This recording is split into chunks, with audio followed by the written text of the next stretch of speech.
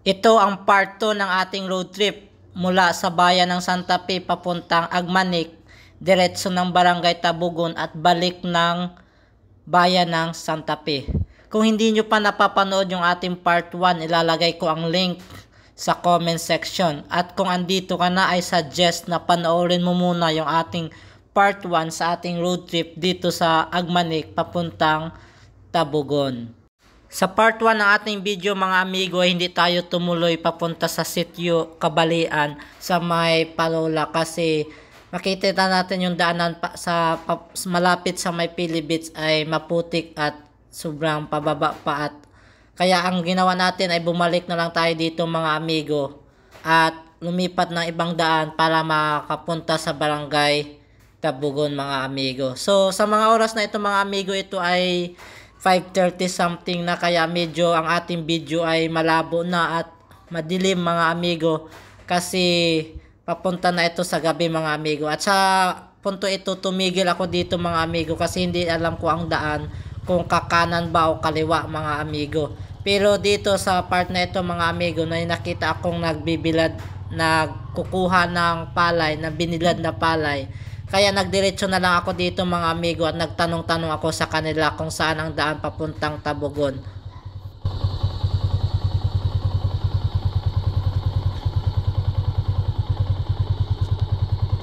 Te, saan ang daan pa Tabugon, te?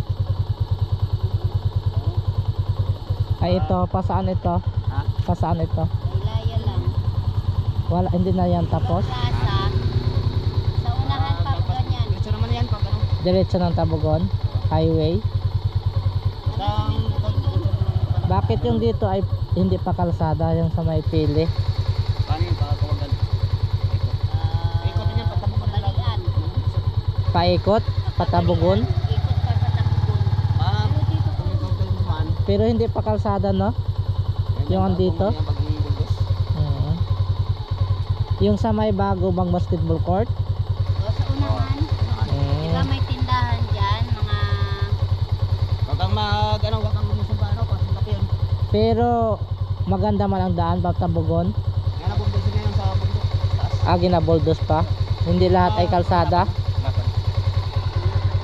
Pero kalsada na lahat. Oo. Thank you kuya. Karang kagano ng simento, wag kang lumusong ha. Paano yung ba Santa Fe? May tindahan. May tindahan, pa ganyan. Thank you kuya. Hi, ako nga pala si Migo. Mahilig ako mag-travel, magmotor, gumala, hindi mo ako kilala. Kaya tara, diretso na sa video. Pero nakapalo ka na ba? Kung hindi pa, alam mo na. So, for today's video mga amigo, matapos tayong nagtanong doon kay nanay at kay tatay, ay nagdiretso na tayo dito mga amigo. At talagang hindi ko alam yung daan papuntang Tabugon mga amigo, kaya tayo nalilito pa rin. Kasi hindi tayo taga dito, at salamat na lang at meron tayong mga taong napagtatanungan mga amigo. So shout out kay nanay at kay tatay na nagbigay sa atin ng impormasyon kung saan ang tamang daan papunta sa papunta sa Barangay Tabugon mga amigo. So shout out nga pala sa ating mga viewers at mga followers na taga Agmanik, taga Barangay Tabugon at taga lalo tigit dito sa bayan ng Santa Fe. So paki-like at paki-share yung ating video mga amigo, at paki-comment na lang kung taga saan kayo, sa mga kung saan hanggang saan naabot yung ating video mga amigo. So meron pala tayong YouTube channel mga amigo. Kung mahilig kayong manood sa ating YouTube channel, paki-subscribe naman yung ating YouTube channel. Ilalagay ko ang link ng ating YouTube channel sa comment section. At meron din tayong TikTok account sa mga mahilig magtambay sa TikTok. Paki-follow yung ating TikTok account mga amigo. So, ito pala yung covered court dito sa Barangay Agmanik mga amigo. At ito ay maganda ang view dito mga amigo. Tingnan nyo naman, no? Grabe, ang gandang tingnan ng mga coconut tree formation. So, pang Instagrammable dito mga amigo. The best talaga dito sa Agmanik mga amigo. Naming pagdating nga dito mga amigo sa kanto ay nagtanong ulit tayo para sigurado talaga ang ating pupuntahan ay Tabugon.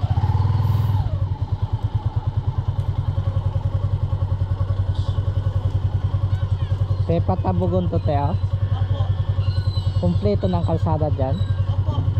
Kaya man ang kasama dito. Wala nang rough road. Basta tuloy-tuloy lang. Dito. So ayun na nga mga amigo, nung nakapangatlong tanong na tayo dito at ayun, sigurado na ito na talaga ang daanan na nagsigurado lang tayo mga amigo para hindi tayo maligaw. So salamat kay nanay at kay ate na pagtanungan. So sabi niya ay tuloy-tuloy lang ito. At sabi niya ay maganda na ang kalsada, walang rough road. So let's go mga amigo. So papunta na tayong Tabugon mga amigo. So yun oh. At mahirap talaga pag hindi natin kabisado ang mga daan mga amigo. So okay lang, maganda yung mga experience, mga nadidiscover natin yung mga magagandang lugar dito sa Santa Fe mga amigo. So yun no. Bago ang lahat, Miga, shout out muna kay Banahaw Lavares from Bacolod City. Shout out din kay Mimi Marquez yan. Shout out kay Bobby De La Vega. Shout out din kay Glo Gabo from Dunya Trinidad. Shout out din kay Bay Pamudulan from Simara. Shout out kay Tiaga Jeron Panagsaga na andon sa Quezon City. Giovanni Baraca, shout out sa iyo amigo. Shout out din kay Jonathan Salmingo. Shout out din kay Angeline Lilang. So yun mga amigo no, sa mga gustong magpa-shout out dyan, mag-comment lang sa ibaba at kayo ating isa-shout out sa next video mga amigo. So ayun na nga mga amigo, at tayo andito na papunta na sa Barangay Tabugon mga amigo, at talagang na-amaze ako dito mga amigo kasi super lapad na ang kalsada dito mga amigo. O papuntang Tabugon na ito mga amigo. So wala pa siyang kalsada, ano pa lang siya mga amigo, pero sobrang lapad niya. I think ito ay bubuo ng 4 na lane mga amigo, at talagang maganda talaga dito dumaan mga amigo. So I don't know kung maganda pa rin kung maulan mga amigo. So buti na nga pagdating ko dito mga amigo, yung aking time na pag road trip dito ay hindi maulan at hindi maputik ang daanan. So maganda dito dumaan mga amigo, lalo tigit kapag hindi maputik mga amigo. Tingnan nyo naman mga amigo, super lapad at talagang super ganda mag road trip mga amigo no. Yung mga bundok ay binuboldos. Grabe. So anong masasabi nyo dito mga amigo sa ginagawang road widening dito mga amigo? So i-comment naman sa ibaba sa ating comment section mga amigo, anong masasabi nyo dito mga amigo oh? Sobrang lapad to mga amigo. At maganda ito kapag ito ay kalsada na, talagang babalik ako dito pag ito ay kalsada na mga amigo. Grabe. Madalas bang nakakalimutan or nami-misplace mo ang mga LTO documents mo? Tulad ng OR at CR? Aba, ito na ang sagot sa malaki mong problema. Ipinapakilala ang OR, CR, organizer. Pagbukas mo pa lang, ay dito mo na makikita ang OR, CR. Pwede mo pang ilagay ang iyong lisensya. O diba, talagang matutuwa ang mga LTO officer na maghuhuli sa iyo. Tingnan nyo naman mga amigo, oh, pagbukas mo pa lang, fit na fit ang OR, CR mo, pati ang lisensya mo na. Gaano nga ba ito kalaki? So yan ang A4 na coupon, kalahati lang siya ng A4 na coupon. Saktong-sakto, pwede natin itong ilagay sa ating mga U-box mga amigo. Ilalagay ko pala ang link sa comment section kung saan ko ito nabili. Kaya panigurado, nagmumotor ka, kaya i-check out mo na, baka ma-check out pa ng iba. Ayun na nga mga amigo, so papunta na tayong Tabugon, pababa na ito mga amigo. Sabi ng ating napagtanungan, ito ay boundary na dito mga amigo ng Agmanek at Tabugon. So namahalang talaga ako dito mga amigo kasi super lapad na ang kalsada dito. Mas lalo itong gaganda at kapag naging kalsada na ito mga amigo. So talagang mabuboost dito ang tourism dito sa Agmanek kapag maganda na ang kalsada. So maganda talaga ang plano ng gobyerno na ayusin ang mga kalsada para maging maayos ang paglalakbay ng mga turista mga amigo, lalo tigit sa mga tourist spot destination mga amigo. Tingnan nyo naman, sobrang lapad ito. So, pababa na ito mga amigo, at pagdating dito sa una-unahan mga amigo, may nakita akong may dalang nakamotor. Kaya nagtanong ulit tayo mga amigo kung ito na ba talaga yung daan papuntang Tabugon. Kaya let's go.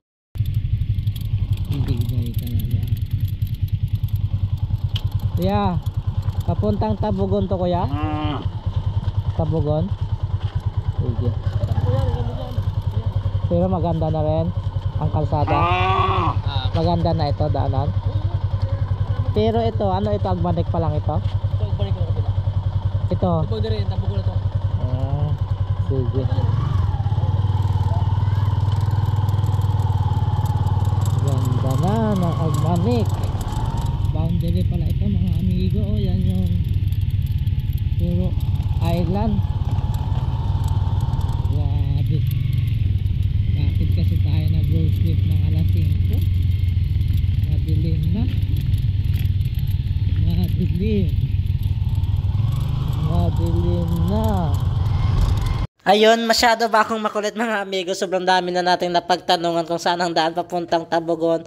So finally, yun na ang huling pagtatanungan natin mga amigo, kasi totoo na ito, Tabugon na talaga ito mga amigo. So ayun, so inyong napapansin mga amigo, mga madilim na yung ating vlog ngayon, kasi ang oras na ito ay talagang papunta ng alas 6 na ng gabi mga amigo, at talagang kinakabahan ako dito mga amigo, kasi malay mo hindi natin alam yung ating pinupuntahan at hindi tayo taga rito, kaya kinakabahan ako dito ng mga amigo. So pero sabi ko tuloy-tuloy lang. So ayun na nga mga amigo, no, pagdating dito sa pababa, so hindi ko na malayan, Barangay Tabugon na pala talaga ito mga amigo. So shout out po sa lahat ng ating napagtanungan, no? Maraming salamat sa inyong impormasyon, at hindi tayo naligaw at hindi din tayo na Google Maps kasi wala namang signal mga amigo. So tuloy lang yung ating road trip mga amigo. So ayun na nga mga amigo, talaga next vlog natin pupuntahan natin yung may lighthouse mga amigo sa may Barangay Agmanek. So dadaan tayo sa Tabugon, sa may malapit sa dagat. Doon tayo dadaan mga amigo. So sa mga may gustong lugar na gustong puntahan, na nais kong puntahan, so mag-comment lang sa ibaba kayo mga amigo kung anong gusto nyong puntahan ko mga amigo, at pupuntahan natin sa next vlog. So ayun nga mga amigo, so nabigla ko dito na pagdating ko dito Tabugon na pala ito mga amigo. So yun na nga, at pagdating dito mga amigo, no, nawala na yung ating kaba kasi marami ng mga bahay. So doon lang mismo sa may bundok-bundok, so, medyo nakakaba kasi walang mga gaanong bahay. So dito mga amigo, okay na yung aking pakiramdam kasi marami ng mga bahay na ating nakikita. So hindi na tayo masyadong natatakot mga amigo. So yun na nga. So pagkatapos dito amigo, nakita na natin yung covered court nitong Barangay Tabugon. At ayun, no, sabi ko nga ito na talaga ang Barangay Tabugon. So mga amigo, so grabe yung ating experience ngayon. Inabot na tayo ng gabi mga amigo. So ito pala yung covered court dito sa Barangay Tabugon. Yan, no. Yan, nag-stop talaga tayo dyan para basahin kung Tabugon na talaga ito mga amigo. So ayun na mga amigo, nakikita nyo sobrang dilim na yung ating video mga amigo, lalo tigit paggabi na ito mga amigo. So ito pala yung Tabugon Elementary School, yun, no. Yan, Tabugon Elementary School. Shout out sa ating mga teachers dyan sa Tabugon Elementary School. Yan, Tabugon Elementary School. Yun, no, may ilaw pa. So ayun na nga mga amigo, diretso na tayo sa ating vlog ngayon. At yung ating vlog ngayon ay papunta na tayo sa bayan ng Santa Fe. Pupunta na tayo mga amigo, babalik na tayo ng bayan ng Santa Fe. So kung hindi nyo napanood yung ating part 1 ng video, panoorin nyo muna yun mga amigo. So ayun na nga, sobrang dilim na yung ating panahon ngayon mga amigo, kasi paggabi na nga dito mga amigo, kaya binuksan ko na yung ating ilaw mga amigo kasi madilim na rin. Yun, no, madilim na talaga dito mga amigo. So pabalik na tayo ng bayan ng Santa Fe mga amigo. So ang kalsada dito sa may Tabugon, okay naman dito mga amigo. At tayo babalik dito sa susunod nating mga vlogs pagdating babalik tayo dito ng araw pa, yung magandang araw mga amigo, para makita talaga yung tunay na ganda ng Barangay Tabugon. So ngayon ang ating pag-vlog lang dito ay gabi na, kaya hindi gaanong ma-appreciate yung ganda ng Tabugon mga amigo. So Ang mga kalsada dito mga amigo, okay naman ang kalsada dito mga amigo. Wala namang problema na. Doon lang sa boundary ng Agmanik papuntang Tabogon. So napakaganda yung ating experience ngayong gabi mga amigo. So inabot na tayo ng gabi sa ating pag road trip. Yun no. So inabot na tayo ng gabi mga amigo. So ito ay papunta na sa may Magsaysay mga amigo. So maganda na rin yung ating mga daanan dito mga amigo. Grabe. So yun no, pwede na palang umiko tayo mula Magsaysay, Tabogon, Agmanik, balik ng bayan ng Santa Fe. So okay na. Goods na yung ating dadaanan mga amigo. So fast forward tayo mga amigo. So para hindi sobrang haba kasi itong video mga amigo, kaya fast forward tayo mga amigo para mabilis yung ating vlogs at malaking oras na yung ating nasasayang sa inyo mga amigo. So shout out para sa lahat na nanonood at sa ating mga viewers. Salamat sa inyong pag-like, pag-share at pag-suporta sa ating mga vlogs mga amigo. So road to 50k subscriber at followers na po tayo mga amigo. So I hope na ma-reach natin yung 50k followers pagdating ng December 31 mga amigo. So yun yung ating pangarap mga amigo, kaya tulungan nyo akong marating ang 50k followers bago magtapos ng taong ito mga amigo. So sobrang dilim na talaga yung panahon ngayon mga amigo. Nabot na talaga tayo ng gabi. So yan yan sa kakagala ko, nabot na ako ng gabi at hindi nga alam ang daanan. Kaya kinakabahan na tayo dito mga amigo, banda doon sa mga kabundukan kasi baka abutan tayo ng gabi, delikado. So dito ay hindi na tayo kinakabahan mga amigo kasi alam ko na ang daan na ito, highway na ito papuntang bayan ng Santa Fe. Kaya tayo ay medyo panatag na dito mga amigo. Yun fast forward pa rin tayo mga amigo no. Binilisan lang natin yung takbo ng ating video para sobrang haba kasi ito mga amigo. Abot din tayo ng kalahating oras. So binilisan lang natin mga amigo.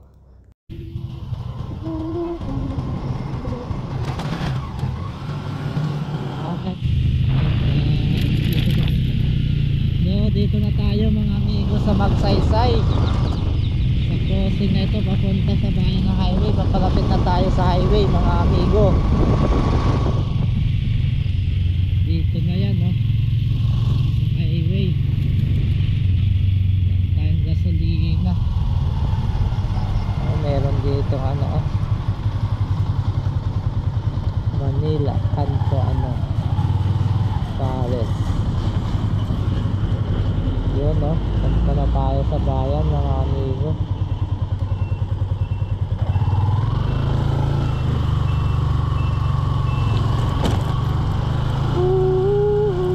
Magsaysay. Saysay na tayo mga amigo. Ito ang iglesia ni Cristo lokal ng Magsaysay.